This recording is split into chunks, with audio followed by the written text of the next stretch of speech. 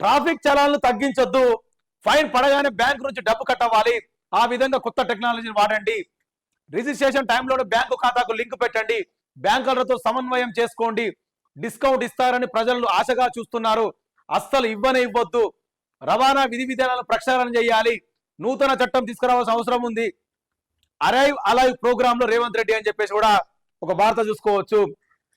Traffic చలాన్ల విషయంలో CM Revanth Reddy వ్యాఖ్యలు ఇప్పుడు తీవ్ర దుమారం రేపుతున్నాయి. ఓవైపు ట్రాఫిక్ చలాన్లు తగ్గించొద్దంటూ నిర్ణయం, మరోవైపు ఫైన్ పడగానే బ్యాంకు నుంచి డబ్బులు కట్ చేయాలనే ఆదేశాలతో వాహనదారుల నుంచి తీవ్ర వ్యతిరేకత వస్తుంది. ప్రభుత్వ ఖజానా నింపుకునేందుకే రేవంత్ సర్కార్ ఇలాంటి ప్రక్షాళనను పూనుకున్నది, సర్వత్రా ఆరోపణలు వెల్లువెత్తున్నాయని చెప్పేసి కూడా మనం ఒక వార్త ఇక్కడ చూసుకోవచ్చు. దీనికి సంబంధించిన వార్త రెండో పేపర్ ఉంది, మీకు వివరించే ప్రయత్నం చేస్తా.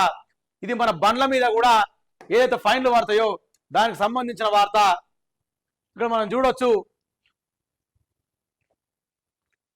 అయితే సీఎం రేవంత్ రెడ్డి గారు కొత్త చట్టం కావచ్చు, ఒక కొత్త లెక్క తీసుకొస్తున్నట వాహనదారుల మీద.